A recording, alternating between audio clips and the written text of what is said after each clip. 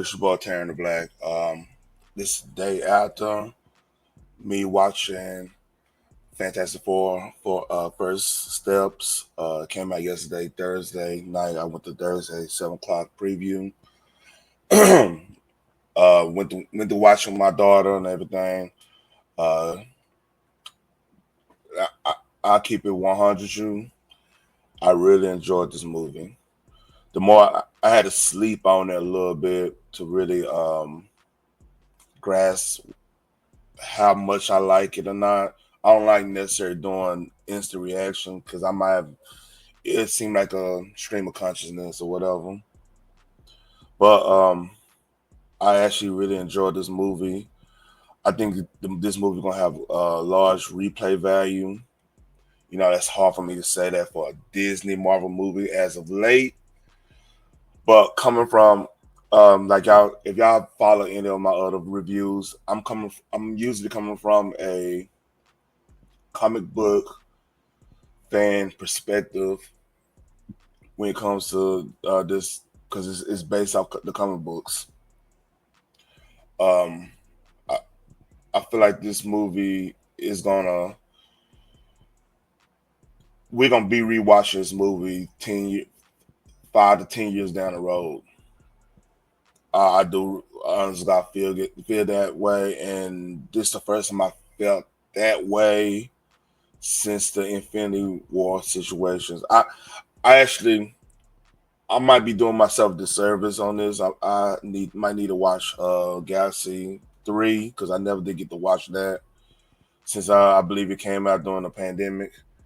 I might need to watch that, but like this was damn near almost comic accurate when it comes to like what they were trying to accomplish. So the little backdrop, um, the Fantastic Four, Reed Richards, Mr. Fantastic, Graham, the Thing, Sue Storm, Miss Invisible Woman. I would say Miss Fantastic, Invisible Woman, um, and Human Torch. Oh man, I just man, like first and foremost, Joseph Quinn's adaptation of the Human Torch, man, he was a standout in the movie. Like that Joseph Quinn, he probably could play that. I would go and say, man, he might if they did do a soft reboot, which it looked like they're going to do with Secret Wars and everything. He probably could stay in that role for the foreseeable future. Like he is built for that role. And this movie, comparatively speaking to Captain America, because I have in the video went hard on Captain America, Brave New World. Man, it was it didn't know where it was going. It was all over the place, writing wise. I'm never gonna like really diss the actors on acting too much unless it's just egregious. But like that was one of the movies where the acting is the only way it saved that movie. And honestly, truth, if the acting was bad, I don't know if this movie would have a chance with the fan base. And but if from a comic books perspective, head perspective, this movie hit everything. I would say 80% of what comic book fan would want. And I know that's high praise for a Marvel MCU movie of today's this age right now. Um, the scenery yells out Silver Age Marvel like the so basically I'll give slight spoilers on this because this going you're gonna find out this in the first. It's not really a spoiler, but you're gonna find out this in the first scene. This world is based off of the A28 Earth, and to explain what A28 mean, That's Jack Kirby, the person who invented the Fantastic Four, Doctor Doom, and Galactus, right? And other of the Fantastic Four rogues. He invented all that. He's pretty much like the one of the godfathers of modern comics. Because like with that, he did a lot of DC work. I mean, you will not have Dark Side without Jack Jack Kirby. I believe like the Landing Core, like a lot of Landing Core stories were built based off of Jack Kirby's. But I digress. So with that being said, the 828, there's a lot of Easter eggs in this movie. Like there's a lot of Easter eggs. There's a lot of they reference a lot of the early Fantastic Four story, like the stories and stuff. When it comes to like who they were fighting, like like I say there's like Mo Man is in this movie, and Mo Man and like subterranea. I can never say that right.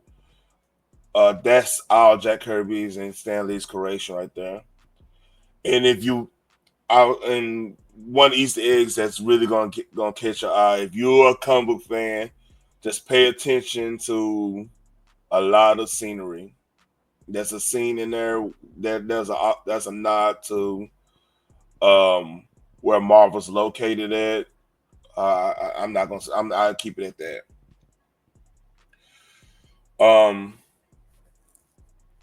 The Ebon Mouse. I can. It was a Bacrock. His the thing.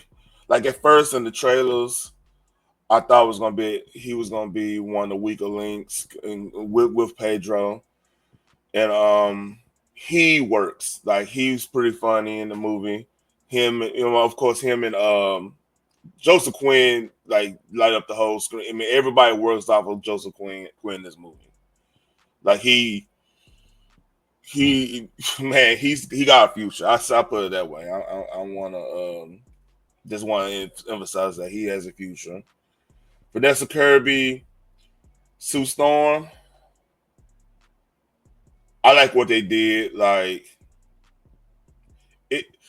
So here's if any it's two like problems I do have with the movie. You do have some Mary Sue-isms, if you know what I'm saying. Like in the movie, which is funny because her name is Sue. Sue Storm. It's kind of funny. However, it works because of the stakes in the movie. Like they built upon the stakes of this movie pretty well, you know. And none of this is spoilers. Like Galactus is coming, and this is the most classic story. And it's got you one of a good and bad thing of this movie. Number one, like some of the criticism I see in this movie is that like they feel like Galactus was a weaker enemy compared to the comic books. However, it's written out why he's what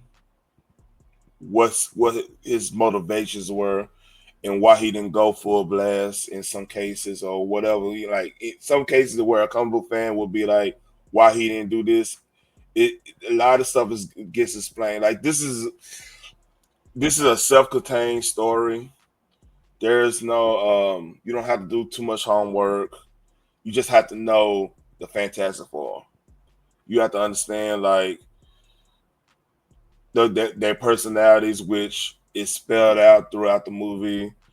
You don't have to go do any extra reading unless you really want to know. See, peep game in a lot of the stories with some of the characters later on. You can do that, but you don't necessarily have to do any homework. No D plus shows you have to watch to understand where things are coming from, like story wise, who these characters are from. You don't have to do none of that, which is something Marvel definitely needs. Like it's too much. Like it doesn't bother me because like I actually love comic book characters. I actually know this stuff, and a lot of times I could kind of, even if I didn't watch it, I could kind of peep game of what they're trying to do because like the characters got certain personality traits or whatnot. So with that being said, like the before I get into downsides, I'll talk about the scenery. I love the scenery. This is they really went in on the futuristic retro look. Um, they use a lot of the old school ABC logos and stuff, which is smart. That's the smartest thing they've done, and they did some similar stuff to like in One Division and whatnot. So that was brilliant on that part. Like that works. So with that, here's my two biggest criticisms. They they could have done more with Galactus. I feel, but I understand why they didn't do it. Because I mean, sometimes less is more when it comes to a good villain. So I get that point, but I just wish that he was on screen more, or they would have did a video. They did show him on a well, technically I'm not gonna go there. Yeah, they showed him doing something to a planet and stuff like that. They went into that. It's just I think I don't know. It's just a perfect personal preference on that. But my biggest issue, and there's nothing against Julie. Julie Garner is a excellent. She's an excellent actress. Like if y'all don't remember, like she was on in one, I think Sin City 2, 1 or 2.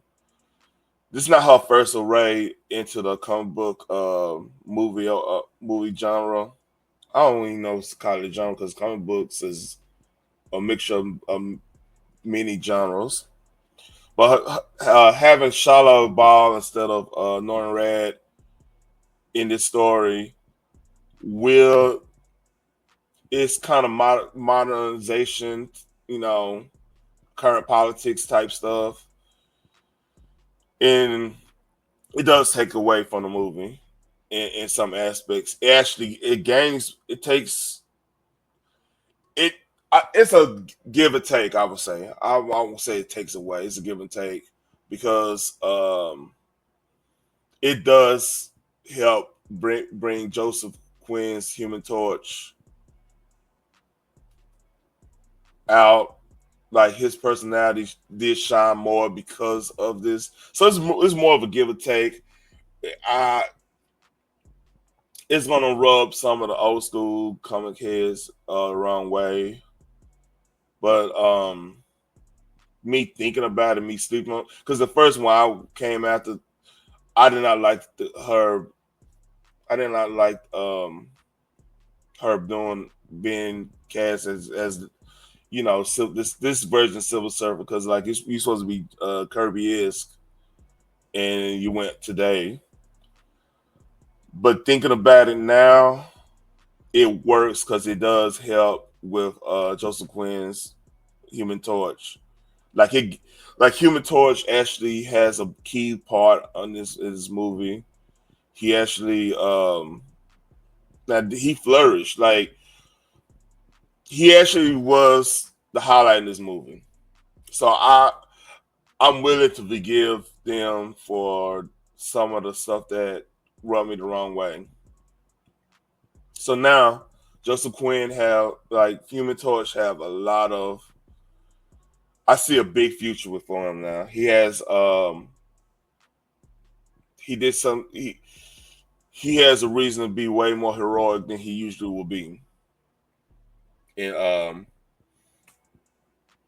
so do what I recommend this movie? Yes, I will recommend this movie. I will definitely recommend this movie. My daughter loved this movie. She was like excited to go see it first. First of all, this is very normie friendly movie with it was very it's well balanced between the normie and the diehard comic book fan because like the suits, like a lot of people want, you gotta have the Fantastic Four suits. You gotta have hold up, they show other stuff. Let me scroll down. They they have a lot of nods to the old school comic book characters and everything. So with that, I really appreciate it. It's I would highly recommend this movie. Now, would it be? I don't know if it's gonna be better. It's gonna do better than Superman because one thing I would say this, and this got Disney and WB. If y'all ever see this video, y'all really need to change the way y'all do the press junkets. The media and like some of the antics that's going on in these junkets and interviews and stuff is doing your products a disservice because both of these movies, Superman, I would say both of them. I'm not gonna say Superman in general, but both of them got hurt because of weird stuff that happened in the press junkets.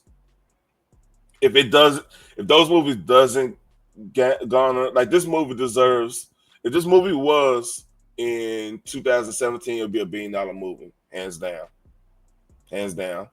But the fact that you got Pedro doing and Vernez, that whole scenario going on, and then just Pedro politics getting involved, and then making because like right now, like even in this movies, how I feel about this movie, if I go try to tell somebody, hey, go check this movie out, this they are going to be reminded of what past antics Pedro have had, and it's going and Disney did a good job of dividing the room when it came to the politics. So I feel like they really this movie would really be been to receive way better than it has if it wasn't that. That's just my personal belief. But I would definitely recommend this movie. It's where I rank it as Fantastic Four movies. It's see that's hard to say because the problem with I feel like if you mix this movie with like the Rise of Silver Surfer and you took out use this Galactus and I don't know. I would say 1B. This movie 1B. I like Rise of Silver Surfer for a lot, man. Like, but a lot of people don't like that.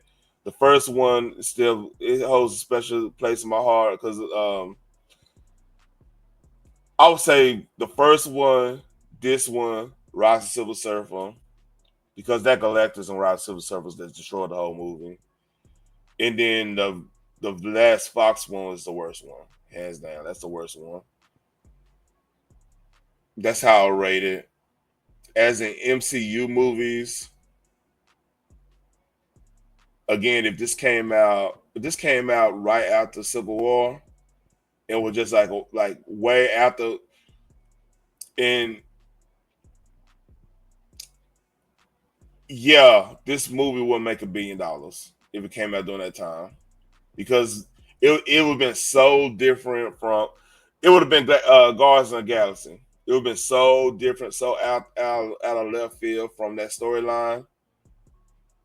It would have garnered a lot of. I mean, it would have hit way different because like, you have to think about it. 2017, that's when Pedro just came on the scene because his portrayal of Oberyn Martell. This would have been $1 billion, hands down. Even with because like a lot of people do have issues with casting Pedro as Reed. And honestly, got truth, he didn't bother me as much as I thought he would, and that surprised me. That's why I say I would recommend this movie. Now, would it have the stand? I I think this movie probably gonna make $800 million. Personally, I can see $800 million. Now, would that be a win in Marvel's case? I mean, it'd be better than Captain America, what they've recently been having. But like, hey, they spent a lot of money marketing this movie. They probably spent close to $400 million marketing this movie with all the promotions they have. But with that being said, like, share, subscribe. I really, you know, peace.